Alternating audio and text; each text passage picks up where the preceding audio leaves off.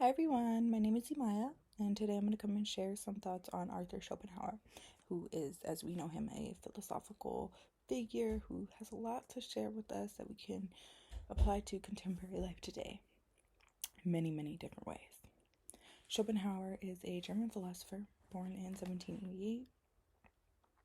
He is often criticized to be a pessimist, but as we know him, Schopenhauer describes his philosophical ideology as the idea that life is inherently suffering, that the suffering is a consequence, essentially, to the actions of our free will.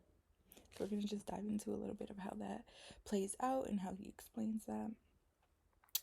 Now, he's often criticized as, of course, a pessimist, but with Schopenhauer, we don't get a clear system of his moral theory like we would see, per se, with Aristotle.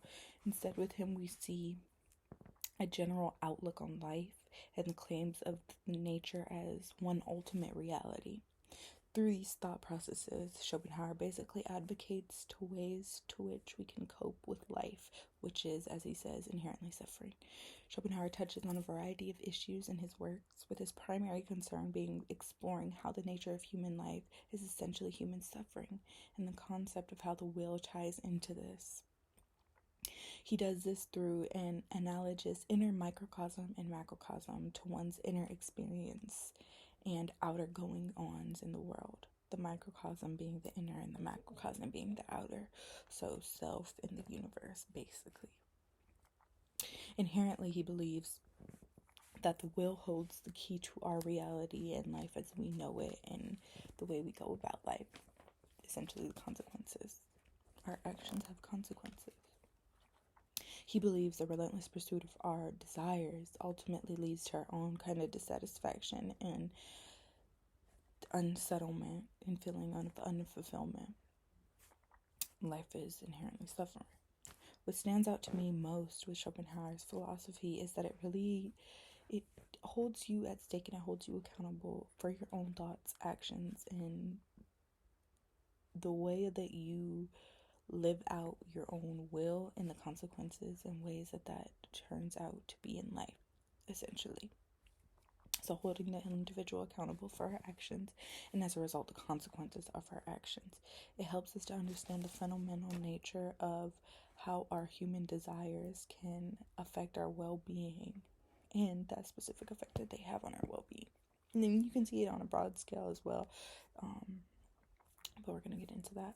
So basically, to apply this to our modern life, we can point our attention to the modern crisis of mental health in the face of especially new challenges we are faced with today and age. For example, in the midst of our pandemic that we recently had with Corona, where there was no clear road, and furthermore, we had no clear end of the road when it would all come to an end and go back to normal. Schopenhauer's emphasis on understanding the source of our suffering is and how that's the relentless nature of our human desires basically gives us a valuable insight on how it speaks to the miserability that a lot of people were experiencing in the time of the pandemic because of the pursuits and desires that they had in normal everyday life, as opposed to being locked down and being in quarantine and not being able to do those things, though it didn't necessarily damage their life or have any negative effect in that they weren't in anything but lack of emotional fulfillment or any other kind of fulfillment. So inherently our will, our desires make our inherent suffering. So it really just goes back to how Schopenhauer's ideas keep us accountable for our own thoughts and actions and for our own lives inherently.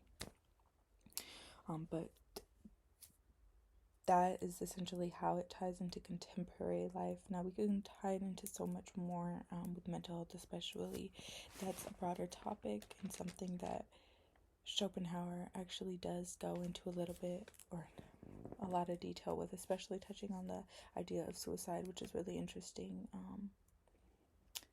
more so leaving it as an option, or, like he says, to cope with the inherent suffering of the world.